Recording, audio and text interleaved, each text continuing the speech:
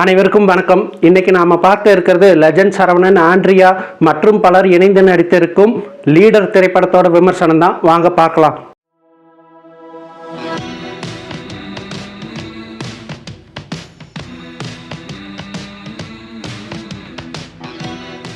நான்கு ஆண்டுகளுக்கு முன்னாடி லெஜண்ட் திரைப்படம் மூலமா தமிழ் திரையுலகத்திற்கு கதாநாயகனா அறிமுகமானார் சரவணன்.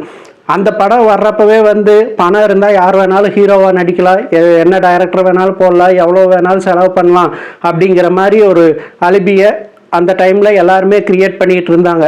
ஆனால் 4 ஆண்டுகள் இடைவெளி விட்டு வந்தாலும் இந்த லீடர் படத்தின் மூலமாக அதெல்லாம் பொய் அப்படின்னு நிரூபிச்சிருக்காரு சரவணன். அதற்காகவே அவருக்கு ஒரு மிகப்பெரிய வாழ்த்துக்களை நம்ம தெரிவிச்சுக்கலாம். இந்த படத்தோட கதைக்காரு அப்படிங்கிறது பார்த்தீங்கன்னா, தூத்துக்குடியில் சக்திவேலுங்கிற ஒரு கார் மெக்கானிக்காக இருக்கார் நம்ம ஹீரோ. அவருக்கு காது கேட்க முடியாத ஒரு குறைபாடு உள்ள ஒரு பெண் குழந்தை. ஸோ அந்த குழந்தை தான் தன்னோட உலகம்னு வாழ்ந்துட்டு இருக்காரு. அவர் கார் மெக்கானிக்காக இருக்கிறதுனால எல்லா விதமான கார்களையும் அவர் ரிப்பேர் பண்ணிட்டு இருக்காரு. அப்படி ஹார்பரில் இருக்கிற சால்ட்டுங்கிற ஒரு ரவுடியோட கார்களையும் ரெகுலராக அவர் சர்வீஸ் பண்ணிட்டுருக்காரு. அதனால் அந்த ஹார்பரில் நடக்கிற எல்லா இல்லீகல் ஆக்டிவிட்டீஸையும் தடுக்கிறதுக்கு இவரோட உதவியை போலீஸாக இருக்கிற ஆண்ட்ரியா நாடுறாங்க. ஆனால் அவர் அவங்களுக்கு உதவி பண்ணாமல் தன்னோட வேலையை மட்டும் பார்த்துட்ருக்காரு.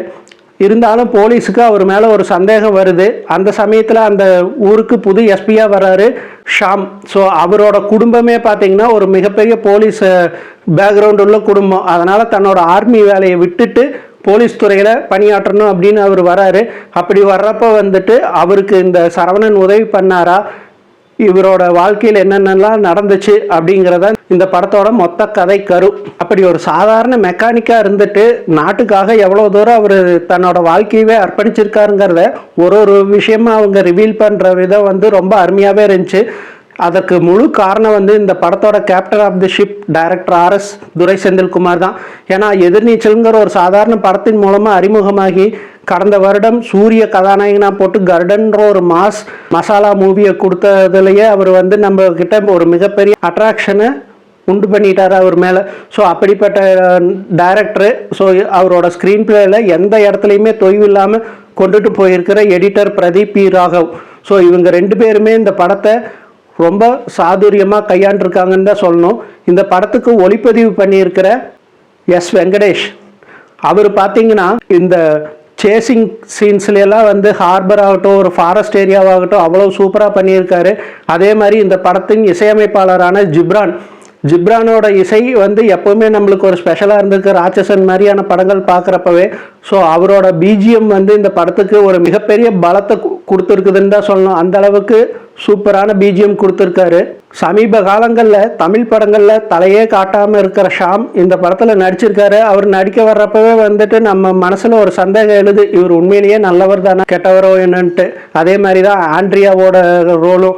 ஆனால் கடைசி வேறலுமே அவங்க 2 பேரும் நாட்டுக்காக உண்மையாக இருக்கிற போலீஸ் அதிகாரியாக நடிச்சிருக்கிறது நம்மளுக்கு ஒரு மிகப்பெரிய ஆறுதல்.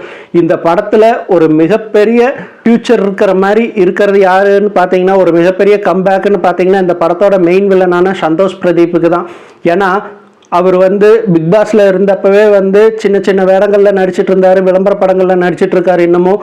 ஆனால் பெரிய ஒரு ரோல் எந்த படத்துலையுமே இதுவரையில் அமைஞ்சது மாதிரியே நம்மளுக்கு தெரியல. ஆனால் இந்த படத்தோட மெயின் வில்லனே அவர் தான். அதுக்கு தகுந்த மாதிரியே அவரோட body language and dialogue delivery எல்லாமே சூப்பராக பண்ணியிருக்காரு. இதில் நம்மளுக்கு நெருடலாக இருக்கிற ஒரே விஷயம் கிளைமேக்ஸில் அவங்க சொல்கிற ஒரு விஷயந்தான், நாங்கள் ட்வின்ஸ் இல்லை ட்ரிபிள்ஸ் அப்படிங்கிற மாதிரி. ஸோ அதை தவிர்த்து மற்றபடி பார்த்தீங்கன்னா ஒரு சூப்பரான வில்லன் நம்ம தமிழ் சினிமாவுக்கு கிடச்சிட்டான்னு தான் சொல்லணும். அவ்வளோ ஒரு அருமையான பர்ஃபார்மன்ஸ் சந்தோஷ் பண்ணியிருக்காரு. மொத்தத்தில் குடும்பத்தோடு பார்த்து ரசிக்கிறதுக்கு ஏதுவான ஒரு நல்ல சிறந்த மசாலா படம்னே இதை நான் சொல்லுவேன். ஏன்னா எங்கேயுமே இரட்டையர்த்த வசனங்களோ ஆடை குறைவான காட்சிகளோ எதுவுமே இல்லாமல் மிக நேர்த்தியாக மொத்த குடும்பமும் உட்காந்து பார்க்குற மாதிரியான ஒரு படத்தை இந்த இயக்குனர் கொடுத்துருக்காரு. அதற்காகவே இந்த டீமுக்கு ஒரு மிகப்பெரிய வாழ்த்துக்களை தெரிவிச்சுக்கலாம். மீண்டும் ஒரு நல்ல விமர்சனத்தில் சந்திப்போம். நன்றி.